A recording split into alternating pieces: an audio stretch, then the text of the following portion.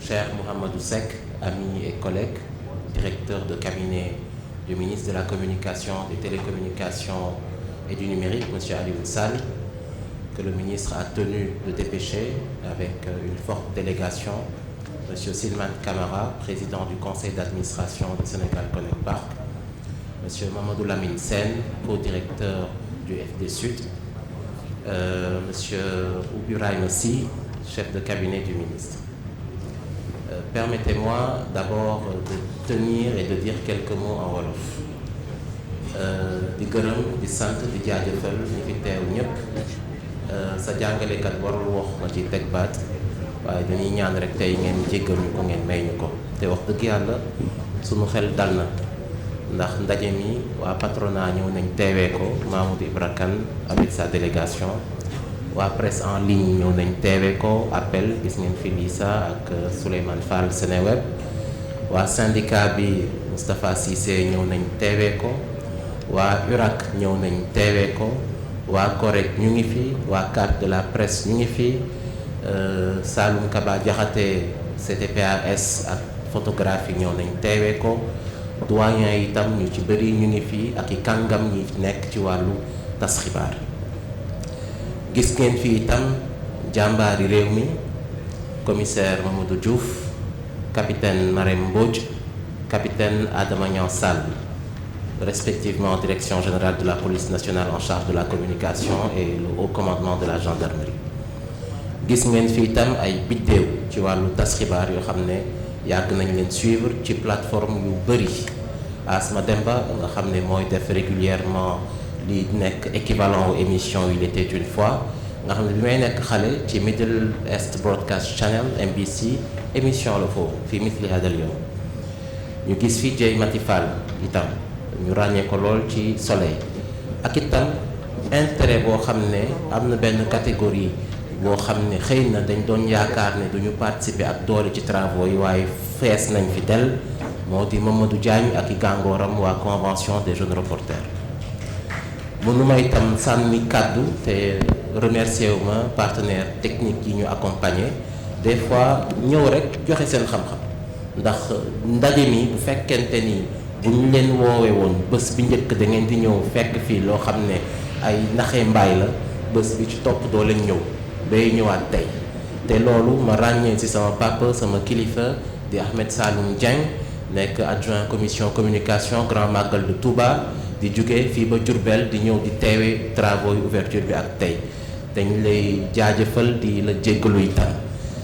di profiter rek ci loolu di remercier itam religieux yi Paul Correa nga xam ne il nous a beaucoup facilité les choses président de Présence chrétienne ainsi que l'abbé le docteur Philippe Tine président du conseil national il n'est pas abbé du laïcat ak itam samay xarit waa rassemblement islamique sénégalais yi fi teew mënuma sànni kàddu te itam remercier wu ma ahibaayi wa aqribaayi wa asdiqaayi al mustaarabin ahlan wa sahlan wa marhaban bikum shukran jazilan li xidurikum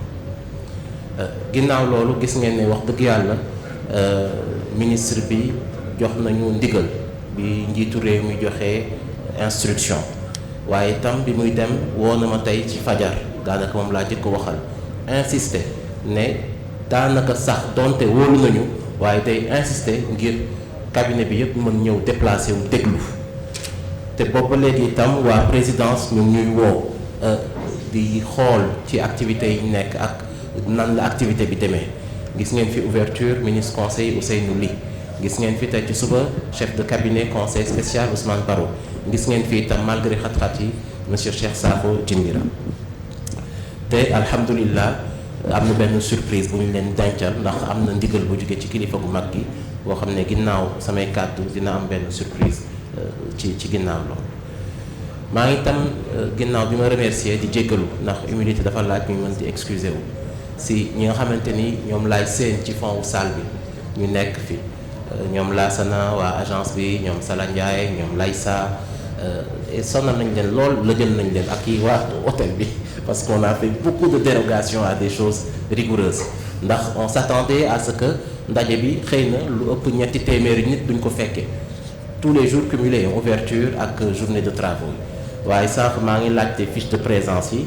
premier jour on était à 346, hier à plus de 230, aujourd'hui à près de 210. Vous nous cumulez le nombre de présences individuelles, on est à peu près un peu à moins de 900 personnes.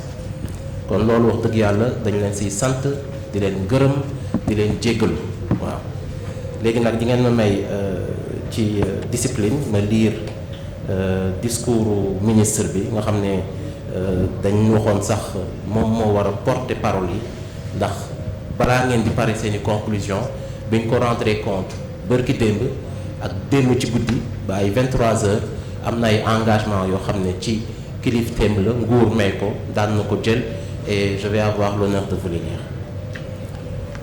Au terme de ces journées de concertation placées sous le thème de l'intégrité de l'information, de la régulation, de la gouvernance économique et du cyberespace,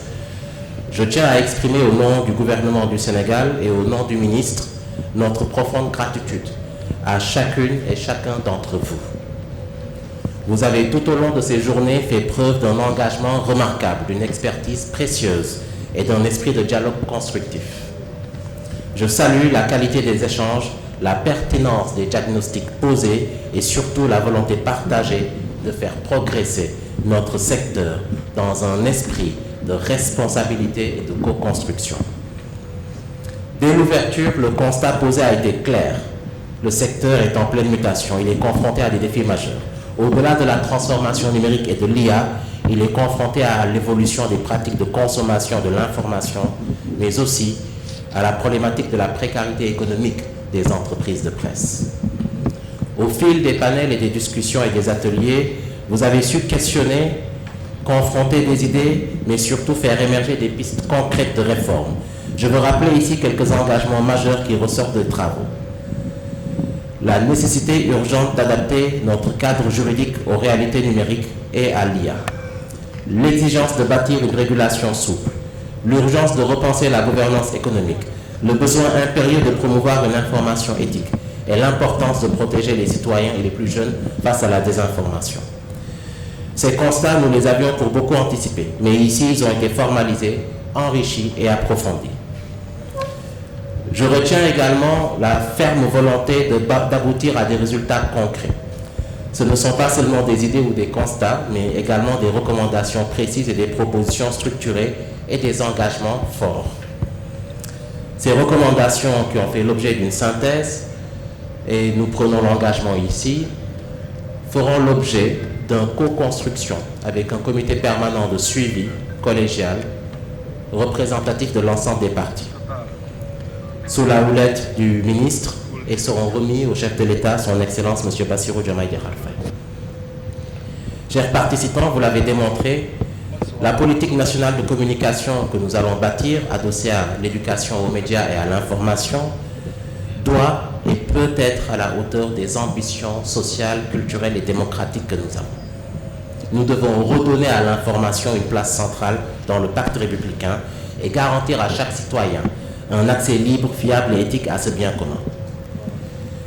Nous avons eu à réfléchir sur plusieurs questions, Moustapha,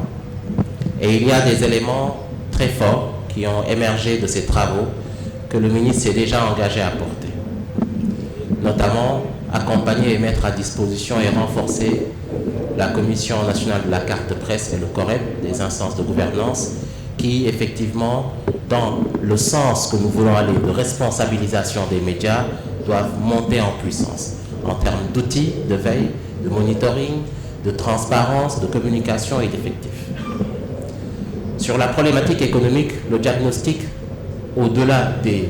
lignes, est clair. Si nous voulons en tant qu'État permettre aux acteurs des médias, à ces dignes travailleurs silencieux qui constituent l'armée de la fiabilité de l'information et du quatrième pouvoir,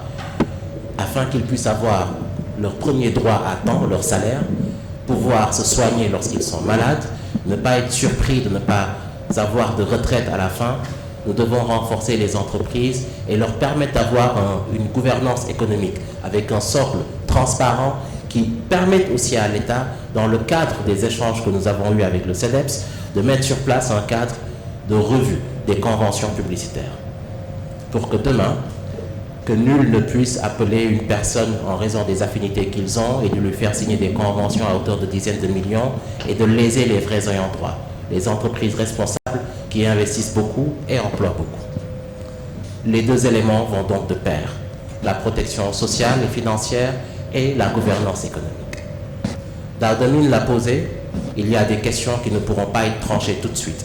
La révision du Code de la presse interpelle des questions fondamentales de réorganisation, mais aussi de poursuite dans la lancée des réformes pour une conformité absolue des médias aux dispositions légales, mais aussi pour compléter les dispositions additionnelles. Je pense à l'autorégulateur des médias en ligne, aux propositions techniques effectuées hier sur la labellisation des médias en ligne, sur l'importance d'avoir une revue globale des cahiers des charges et des conventions afin de permettre à nos éditeurs de contenu, à nos acteurs culturels, à nos acteurs religieux de pouvoir bénéficier d'un appui additionnel et d'un levier financement qui puisse appuyer les éditeurs de contenu afin que ces derniers, dans la rentabilité qu'ils pourront avoir, puissent payer ce qui doit être payé à TEDx, au télédiffuseur national, et que l'écosystème puisse bénéficier d'un équilibre financier qui puisse lui permettre de fonctionner de lui-même. La réflexion donc va se poursuivre sur les réformes des textes. La réflexion globale sur la réforme du Code des impôts et domaines, la réflexion globale sur le Code des marchés publics, mais aussi le comité de révision du Code de la presse qui nous concerne et que nous allons essayer de diligenter dans les meilleurs délais. Nous ne pouvons pas non plus nous exprimer en clôture de ces travaux sans particulièrement, en raison du nombre de foulards et de jolies chevelures présentes ici, dire que nous avons très bien entendu les préoccupations des femmes dans les médias, qui souvent très tôt, en raison de la superstructure de contraintes culturelles et sociales, sont obligées d'être un peu en retrait, ce qui déteint défavorablement sur la gouvernance et l'équilibre du genre au niveau des responsables médiatiques dans les salles de rédaction. Et qui a un impact également aujourd'hui. Lorsqu'on fait une relecture de la grille des programmes, on se rend compte que très peu de thématiques sont consacrées à cette partie très importante de notre population. L'autre pilier très important qui accompagne ce dispositif, c'est de pouvoir, malgré le fait effectivement que personnellement je ne sois pas d'accord pour enlever les éléments d'expérience de 10 ans et de 7 ans, il est aussi important de donner aux plus jeunes leur chance et de leur permettre d'expérimenter leur idée, d'avoir un incubateur pratique qui puisse permettre de voir le niveau de responsabilité qu'ils ont face à l'innovation des technologies, mais aussi aux opportunités médiatiques. Je ne peux pas parler d'opportunités médiatiques liées à l'économie sans pour autant évoquer les problématiques soulevées par l'URAC. Et bien entendu, vous le savez déjà, cher Tala, nous sommes décidés à vous accompagner pour la professionnalisation et le prolongement dans la vision de l'équité territoriale, du renforcement des radios communautaires dans un esprit d'ouverture à des opportunités économiques, financières, mais encadrées. Sur ce, et au nom du ministre de la Communication, des Télécommunications et du Numérique, M. Alioune Sall, je réitère à nouveau les remerciements, je réitère à nouveau notre engagement à être à vos côtés, en toute transparence, à échanger autant que possible, parce que ceci n'est qu'une phase d'amorce pour nous permettre de pleinement réaliser l'ensemble des points sur lesquels il y a un consensus clair et de poursuivre les discussions sur les points sur lesquels il pourrait y avoir des désaccords. Je vous remercie de votre attention.